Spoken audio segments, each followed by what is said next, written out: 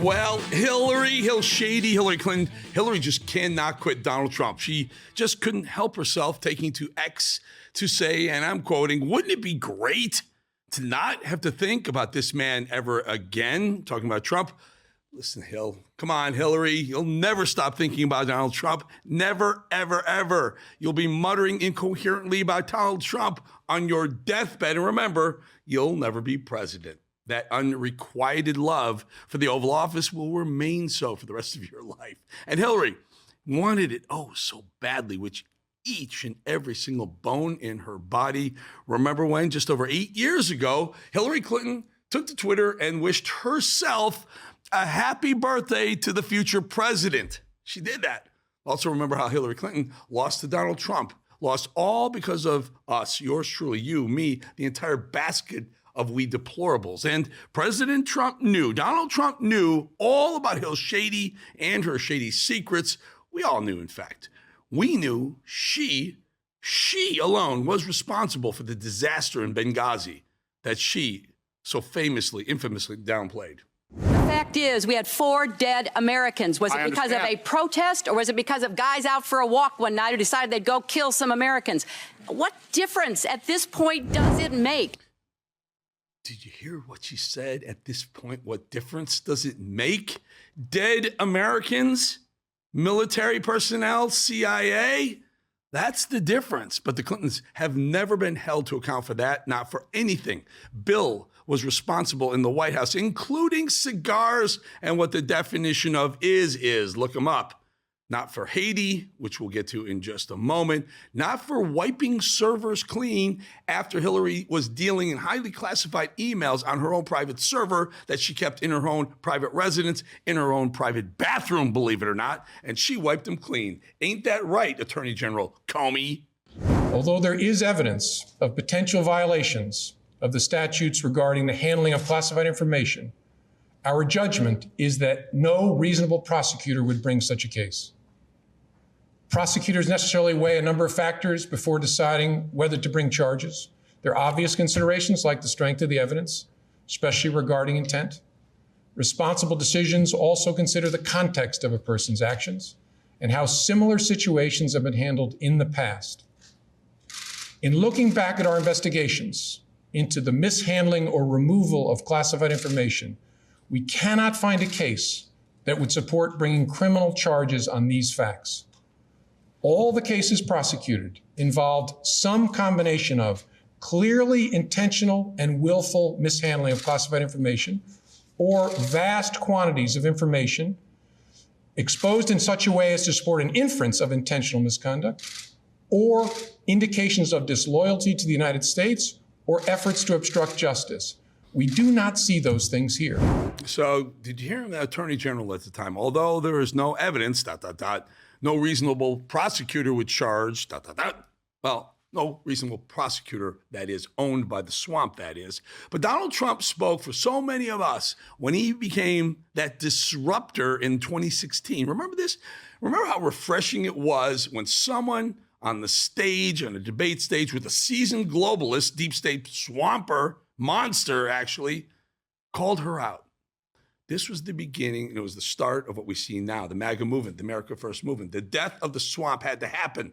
The swamp's days are now numbered. The swamp creatures are bubbling up to the surface. The deep, dark corners of it are well lit now. They've all scurried off like little cockroaches, except for Karl Rove, Mitt Romney. They'll go too.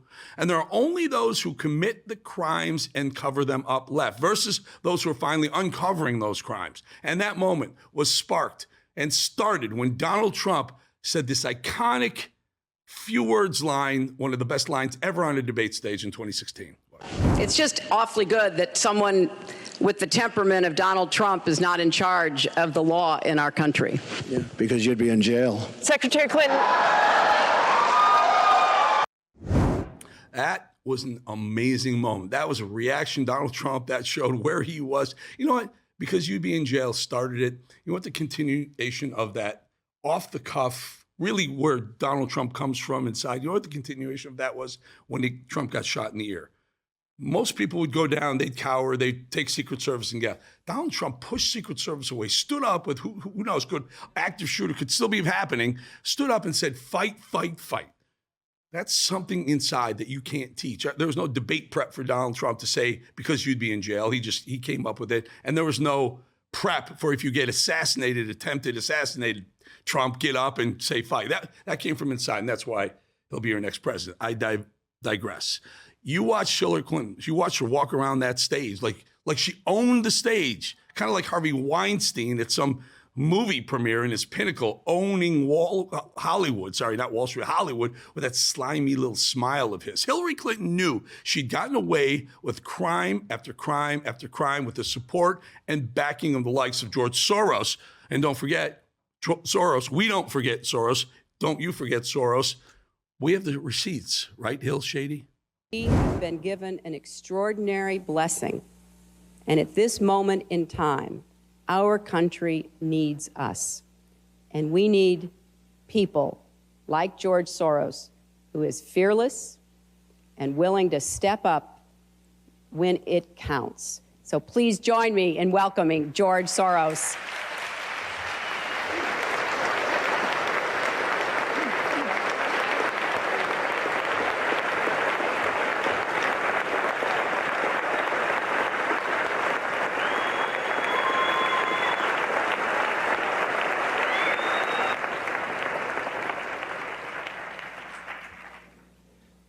I'm very, very proud to be introduced by Hillary. I've seen her in operation. I have great, great admiration for her. I see her deliver a speech in Davos about open society that explained the ideas better than anybody else that I've heard. I've seen her visit Central Asia, where I have foundations, and she was really very effective, more effective than most of our statesmen. So that was George Soros. Hillary Clinton and Soros are actually very, very close. Soros is the one who hates America so much. He's a socialist, Hungarian socialist, who came here, who hates our system, wants socialism for America, and is spending his billions of dollars to make sure he gets his wish. What a good little willing globalist soldier of the New World Order Hillary Clinton was. She conveys their manifesto better than any of them could. Did you hear Soros say that? But it wasn't enough to be a certified soldier of the D.C. swamp, no. And it wasn't enough to have been Mrs. Clinton for the First Lady for 8 years, and then Secretary of State, and then New York Senator Hillary Clinton. Hillary Clinton who once believed in the very things her party now rails against, by the way. So I think we got to have tough conditions. Tell people to come out of the shadows. If they've committed a crime, deport them. No questions asked. They're gone. If they've been working and are law-abiding, we should say, here are the conditions for you staying. You have to pay a stiff fine because you came here illegally. You have to pay back taxes, and you have to try to learn English, and you have to wait in line. Who is that? Who is that? That sounds like a Republican. Are you kidding me? That was Hillary Clinton who wanted to be president. You don't think she'd say that now, do you? And you don't think Joe Biden would say that now, and you certainly don't think Kamala Harris would say that now. So you see, Hillary thought she had it in the bag. She was following Bill's centrist footsteps. She had paid her dues, she thought. She was on track for it. She could taste it. Hillary had to break that glass ceiling, and she had to guarantee it. So what did she do? Well, exactly 8 years ago, Hillary tweeted that computer scientists had uncovered a Trump-Russia leak.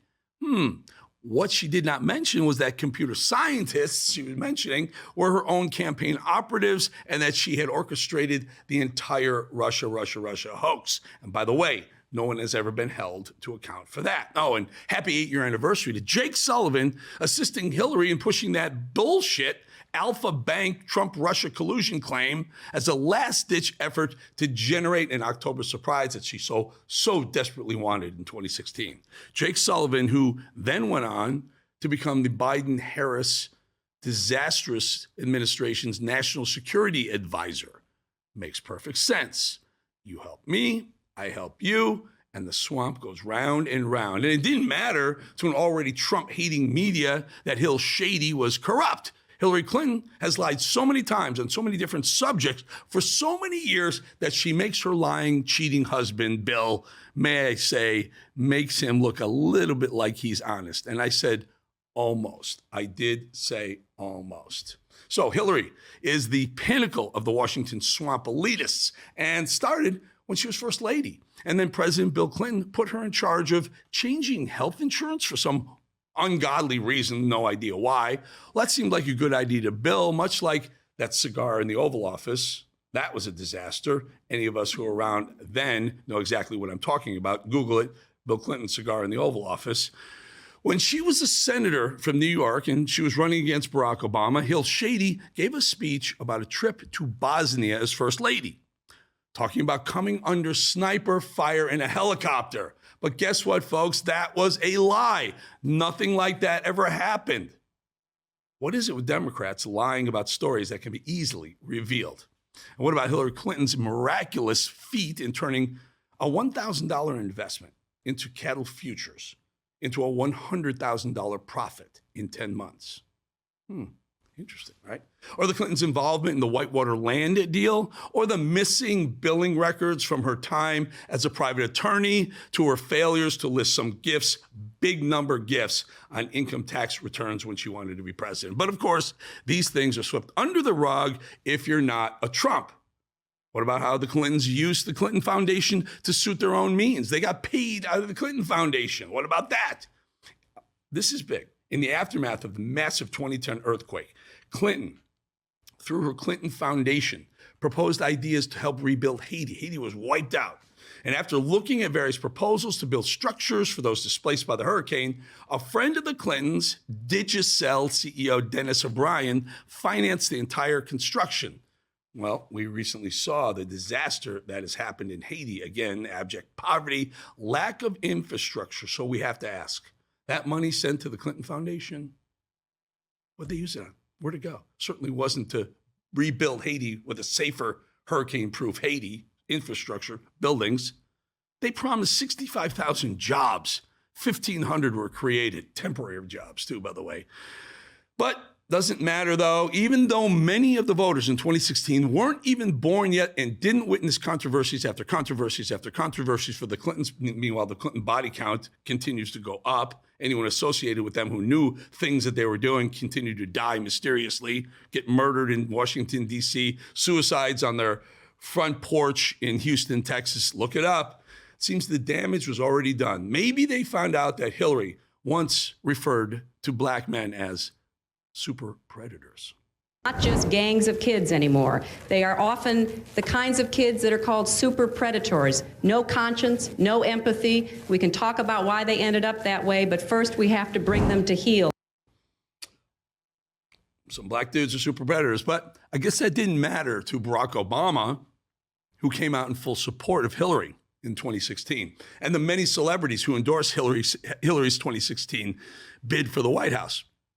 The celebrities threw millions of dollars at them, bashes in her honor. But then Hillary's loss in 2016, did Donald Trump shock the ivory tower, the elite ivory Democrat tower?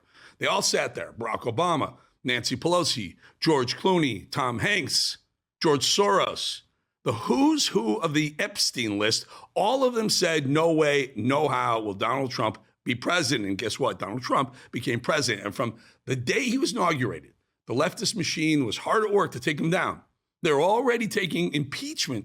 Talking about impeachments the day he took the oath. They were talking about impeaching him. That's 4 years down the road, they were talking about it.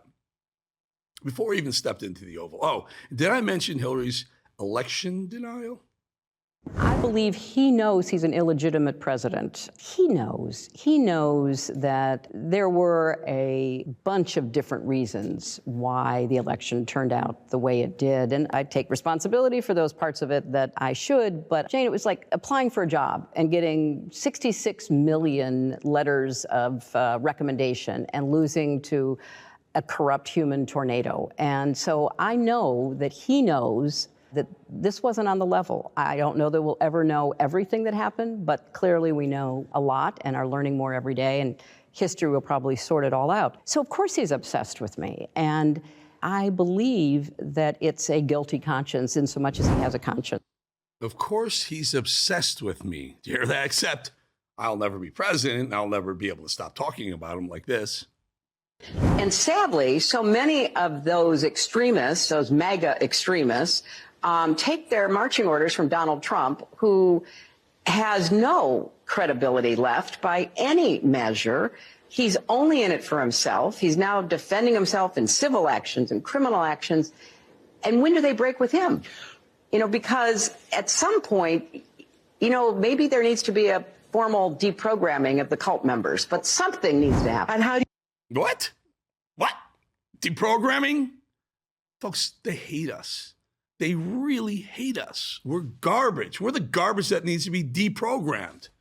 Back to Hillary's obsession with a man that she lost to, who took her dream of controlling the world away from her. He's obsessed with me, except that 8 years later, I'll still be tweeting about wishing I could stop thinking about him. And then this week, Hillary sits down with MSNBC's self-admittedly emotionally unhinged Mika Brzezinski to warn the world about the danger Donald Trump poses to all of us in the world. Here's what she said about how the world would be affected if Trump were to win again. I cannot stress strongly enough that a second Trump presidency would make the United States weaker, make us more vulnerable, give our allies and friends around the world a sense of abandonment, that the wars that are currently going on would be very much tilted, particularly in Ukraine, in favor of Russia, that China would look hard again at Taiwan. The national security implications of this election are so profound. This is it. This is the New World Order hard at work. Those are the globalists. Their network marching orders. Don't try to resolve the Russia-Ukraine war. Let's extend it. Pour more fuel on that fire. This is the part they simply can't handle. They can't digest the fact that Trump was a peacetime president, and he proudly beats his chest about that fact on the campaign trail, as he should. It's the economy, immigration, and conflict. Crime, that's it. And the Democrats lose on all three without question. Trump understood and understands deterrence and didn't placate the globalists. And that just doesn't suit the likes of George Soros and the powers that be of the World Economic Forum. Ain't that right, Klaus? BlackRock doesn't make its cut unless there are wars to fund in the world. Trump understood and understands that our military must be the envy and fright of all the world. Trump invested in our defense. Joe and Kamala cut funds and made it more important to hold drag shows and fund sex change operations than to actually be able to fight off the new axis of evil. Trump told Putin, if you go into Ukraine, I'll hit you so hard, your head will spin. So he didn't do it. When Putin built up forces in Ukraine's border, Biden basically gave him the green light by saying that the U.S. wouldn't send troops in under any circumstances. See the difference? Trump says, I'll hit you so hard your head will spin. Biden says, don't do it, but we're not going to do anything about it if you do. Putin happily invaded shortly after that. That's what we're dealing with. Hillary, the truly answer is, if you weren't so obsessed with Donald and how we beat you, how he and we beat you in 2016, you would see the truth, which is that the world is safer and better off with a Donald Trump as a leader of the free world than a Hillary Clinton, Joe Biden, or certainly Kamala Harris, and definitely Barack Obama. Hillary Clinton lost credibility with just Benghazi and Russia collusions and wipe servers alone, let alone the millions of other reasons to have zero trust in Hill Shady. And Kamala Harris, who had a hand in everything Joe Biden did, she said that she did, they both confirmed it, said she wouldn't change a thing either, has the Afghanistan withdrawal placed firmly under her belt. And when Iran launched the missile barrage against Israel, Biden actually encouraged Israeli Prime Minister Netanyahu to take a win. Take the win. 1,400 Israelis died in a sneak attack at a music festival with young people. Take the win? something Hillary Clinton would know nothing about. The world can't risk a Kamala Harris presidency, and Hillary and all of her socialist, globalist, New World Order posse know that. They need global chaos. They need disorder. They need conflicts and wars to feed off of. And those allow them more opportunities to control us, the American people. Pay close attention to the types of people coming out in force to place their willing puppet Kamala Harris into the White House for a fourth Obama term. It's actually shocking that not a single charge has been brought against Hillary Clinton, and yet she talks to any member of the legacy media who'll have her, slamming Donald Trump left and right, slandering every one of his supporters, you and me, deplorables, and spreading lies about the threat Trump poses to democracy. It's all she has left, that book she's peddling, and the obsession with Trump. And let me venture this comment, and it may be controversial.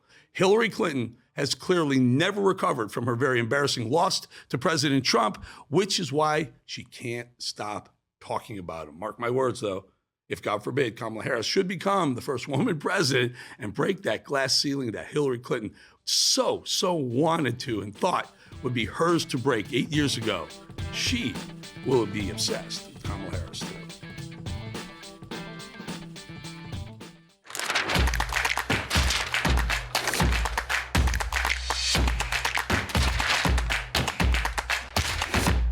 Alrighty. Time for a Friday edition of Rapid Reactions. And today there are plenty of stories that the corrupt media is completely drowning out. The radical Dems hate everything about election integrity. They also ruthlessly attack anyone who dares to open their mouth about issues with the voting process. Thankfully, here at Bolling, we don't live in fear of the power-hungry Democrats, so I'm going to simply state things as we see them right here. You can all look them up, too. And right now, ladies and gentlemen, we have a major problem on our hands. In New York, look at this, more than 200 stamped mailers supporting Allison Esposito, a Republican House candidate, were found in a creek. Republican in a creek. Of course they were. These ads were meant to go to voters, but someone clearly had other ideas. Believe it or not, it gets worse, way worse. Colorado, where pretty much anyone can get themselves into the state's voting machines. That's because the password was leaked months ago. And Colorado Secretary of State Jenna Grissom did absolutely nothing about it. In fact, she hid her knowledge of the leak from the county clerks. And now with 4 days to go before the most important election of our lifetimes, Colorado is scrambling to resecure their voting system. By the way, what Griswold did is a class 5 felony if they can prove it and if they want to seek punishment. Perhaps the thing I've seen so far, the worst, comes from Kentucky. Look at what early voters experienced this week. Yeah, this guy is clearly trying to vote for Donald Trump, but the machine won't let him.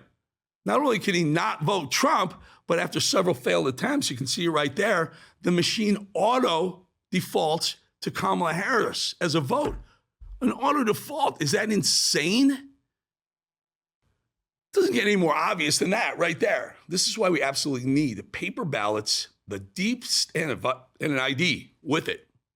The deep state monsters are controlling who we select. Yet, if you go on TV and speak about it, you'll find yourself getting sued by someone.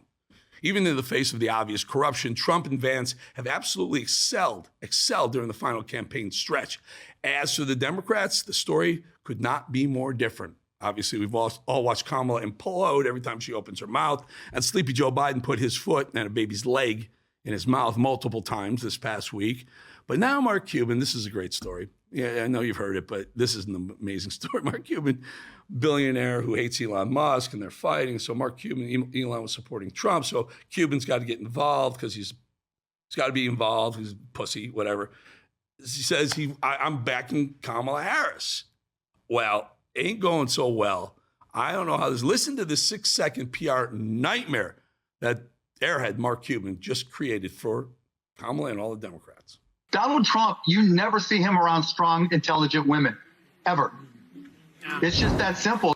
And that opened, my friends, a shitstorm from people on the right. Now, every female Trump supporter is like, F you, Mark Cuban, F you, Kamala Harris. We are strong. We are smart. I mean, can you imagine? Biden comes out and says Trump voters are garbage. And then within days, Cuban says, all the women voters, all the women around Trump's orbit are weak and unintelligent. It's amazing. So I heard today that Kamala Harris's campaign has said, Mark, shut the fuck up. You have nothing to do with our campaign. Shut the hell up.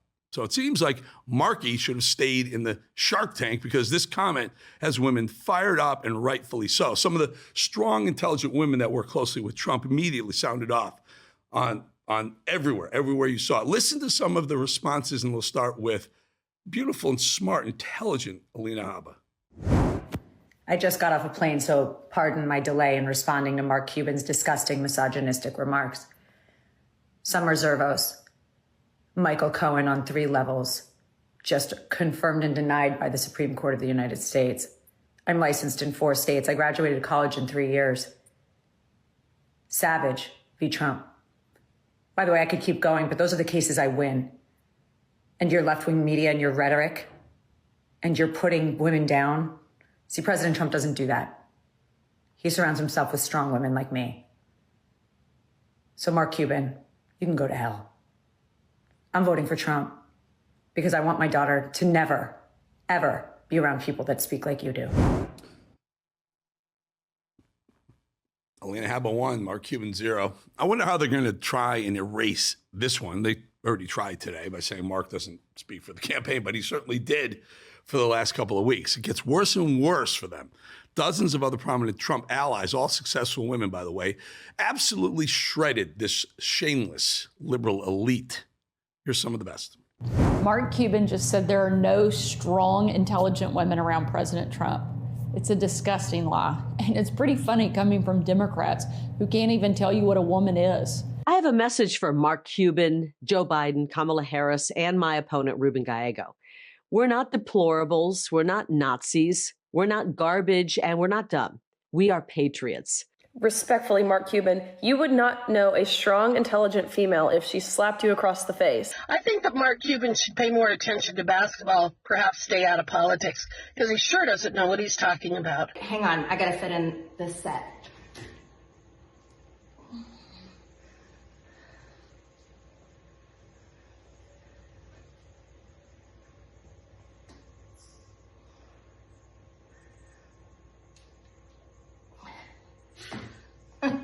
Here's the problem with Mark Cuban.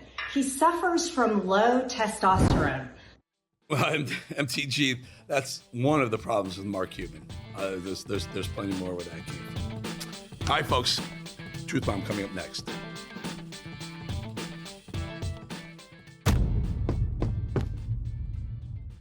Okay, so all the polls, in fact, the ones that came out today, have Trump and Kamala Harris basically tied. Again, we know which the vast majority of the regular states, we know California, New York, Illinois are going to go to Kamala Harris, Florida, Texas, Oklahoma, Nebraska, they're going to go to Trump. So the swing states, the 7 important swing states. But so we're focusing on that. And almost all of these polls are coming out with them basically tied or within the margin of error, which makes them tie, and I got to tell you something. So living through Trump 2016, there's some skewing that goes on with pollsters. First of all, they're horrible. Never listen to them. They're garbage. What you really got to do is just watch these rallies. Now, I'll be honest with you. Kamala Harris's rallies are strong. They're a hell of a lot stronger than Joe Biden's were. So I think she's going to be a stronger opponent than Joe Biden was in 2020. I don't know how in the hell Joe Biden won the election, which I'm not even sure if he did, but whatever. But anyway, so throw out all these polls that have them tied because the pollsters can change what their poll is telling them. So if everyone has them tied and some pollster says, look at this, I did this legitimate poll and I have Trump way ahead, I'm not going to step out and be the guy who says Trump is way ahead. So they're all kind of moving their methodologies around, which you can. I've showed you methodologies in the past. I'll do it again. So in 2016, they said Hillary was going to crush Trump. She didn't. He won. 2020, they said Joe Biden was going to crush Trump. He didn't. It was close. 100,000 votes. And the 100,000 votes came from Georgia and Pennsylvania, right? So 100,000 votes total gave the presidency to Joe Biden in 2020. 100,000 votes of 155 million votes.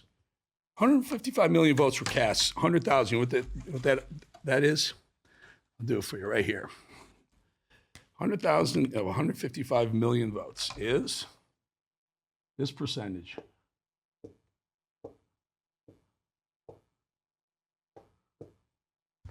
That's how much he lost by. He lost by that. So these pollsters who are telling you it's going to go this way, it's going to go, don't even listen to them. This is a toss-up. I do agree this is a toss-up. And I said it before, I'll say it again. Folks, whoever wins Pennsylvania wins the election. Bolling, Truth Bomb, out.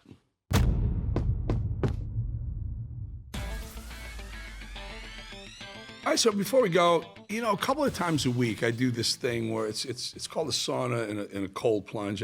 30 minutes in a hot sauna, 175 degrees.